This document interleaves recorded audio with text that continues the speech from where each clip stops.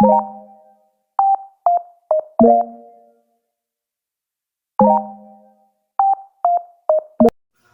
guys, welcome to my channel. So, may i-review na ako na product bago ito maubos. Dapat ma-review ko na siya para meron akong ipakita sample. Yes. Ito yung Cetaphil. Cetaphil na toner. Yan. Ganyan na lang siya. Kadami. Yan. Naisip ko, naku, maubos ko na ito. Pa-review ko na. Yun.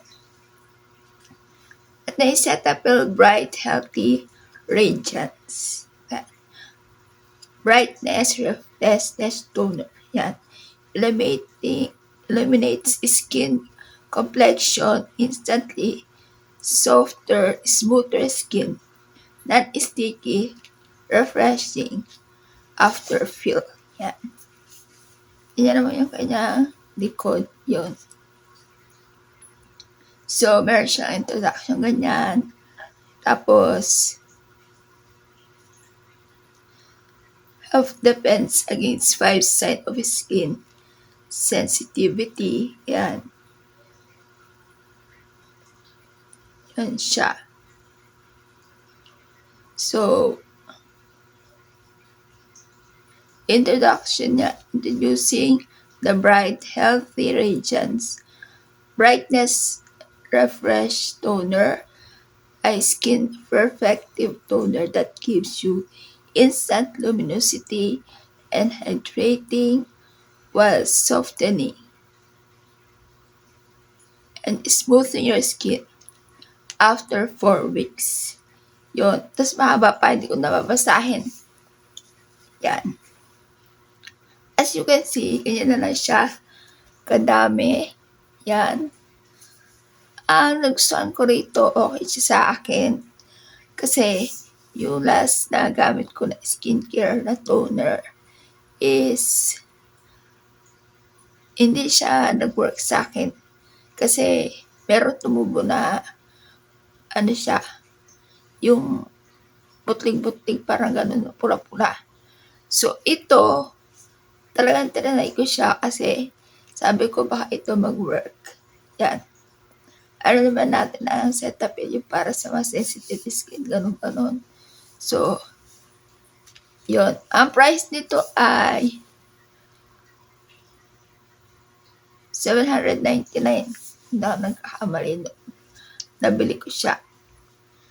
Medyo nagmura na nga siya sa TikTok. Pero alam ko ang price ito mga 900 or 1,000. Ganon. Sa iba. Yan, ganyan siya. Siya ay 150 ml. Yan yung kanyang 5 signs of sight. Ito. Skin sensitive. 5 signs. Weakening skin. Dryness, irritation, rootness, tightness, moisture barrier. Yan. 12 months to expire. Yan. So, paano nga ba siya na-apply? Una, nilalagay ko siya sa cotton pads. Pero meron ko kasi yung nag-a-apply na toner na nilalagay lang sa kamay na ganyan. Tapos, ayan, tap, tap, tap. Pero ako, ganito ako mag-apply toner kasi para malinis na rin yung face ko. Yun. Yung consistency nito is para siyang tubig. Yan, parang tubig style na. Yan o.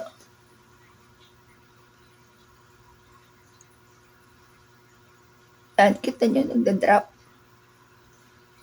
Para na siyang tubig. Yan. So, sayang. Lagay natin dyan sa Tapos pag naglalagay ako, parang generous amount na nilalagay ko dito sa cotton pads. Ibig sabihin, medyo marami ako maglagay. Ganon. Ganyan yung basa-basa talaga yung kanya cotton pads. Teka, saan na ba yung salamin ko? Yan. Tapos, inuuna ko na sa noo. Yan. Yan, kita-kita nyo, basang-basa siya. Yan. Tapos sa mata.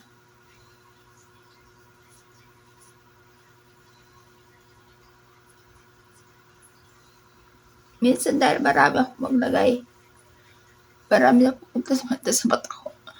Mamasakit. Yan. Ganyan ako mag-apply. Para malinisan na rin yung face. Balik kagabi, oo nga pala, ginagamit ko lang siya tuwing gabi lang. Tuwing matutulog lang ako. Yun.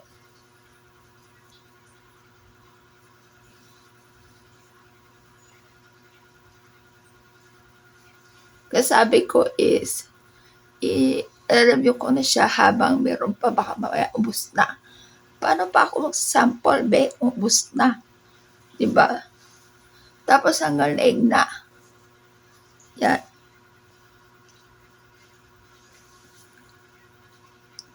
Ninadamay na rin hanggang sa leeg.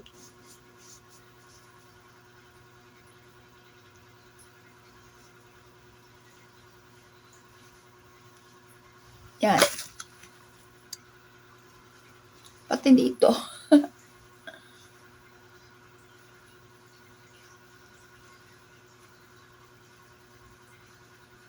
Sa totoo lang, pag ganyan, basa-basa pa siya, no?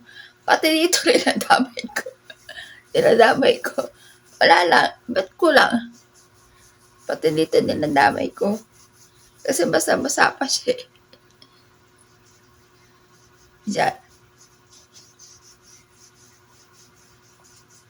Ganyan. O habang basa pa siya,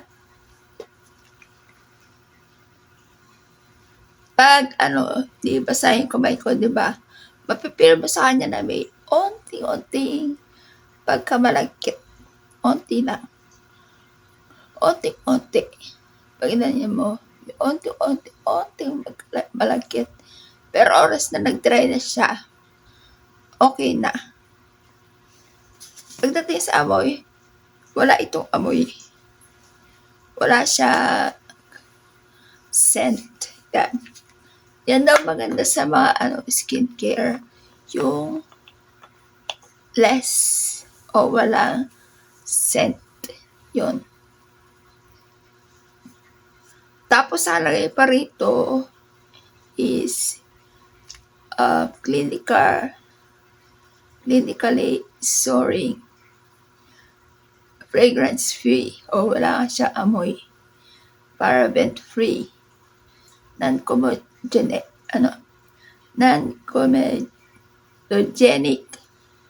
at saka hypoallergenic siya. Yun. Yan siya. Ganyan siya, wala siyang amoy. Yung lagkit niya minimal lang na parang nabasa na, ganon.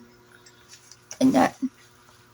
Ang nagustuhan ko rito, okay siya sa skin ko. So, depende sa inyo kung yung mag-okay sa akin, hindi rin naman baka hindi mag-okay sa inyo. So, yun. Kasi iba-ibang skin natin. Yun. Yung sa akin, yung skin ko is may pagka normal and dry. Ganon. Minsan normal siya. Minsan dry. Ganon. So, hindi ko rin alam kapag yung mga sa mga oily skin kung okay ba yung product. Ang napansin ko dito sa toner setup is pagising ko is makinis sa mukha ko. Yun.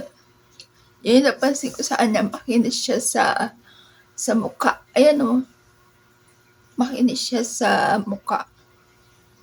Yun yung napansin ko. Tsaka, yun nga nagustuhan ko kasi wala siyang ibang epekto sa akin. Hindi katulad yung na-try ko na toner noon na nagkaroon ako ng butlig. Ang tinry kong toner noon, may kasama na siyang parang moisturizer. So, yung moisturizer niya, naubos ko rin. Paggamit ko ng last, yung moisturizer niya, dun pala ako tinubuan ng butlig. Pero dun sa toner niya, habang boses ko, habang ginagamit ko siya, nagkabutlig ako. Yun. Kaya nagustuhan ko siya kasi wala siyang ibang effect na hindi maganda sa akin. Kaya, yun. Tuwing gabi ko lang siya ginagamit kasi tinitipid ko rin siya. Kasi medyo pricey din siya. Yan. Kapag naubos to, balak ko ulit bumili isa pa. Nabili ko siya sa TikTok kasi like ko nakikita yung mga nagla-live doon na nagbibenta ng ganito. So, dati kasi mahal to. Dati ko pa gusto nito. So, mahal. So, like 700, ganun. 99. Ngayon, parang nagmura pa siya. Ganun. Kaya, yun. Trinay ko na. So, yan yung review ko sa kanya. Nagustuhan ko siya. At saka, malaki na rin naman siya. So, matipid na rin. Yan. Ganyan siya karami. Diba? Yun. Thank you for watching, guys.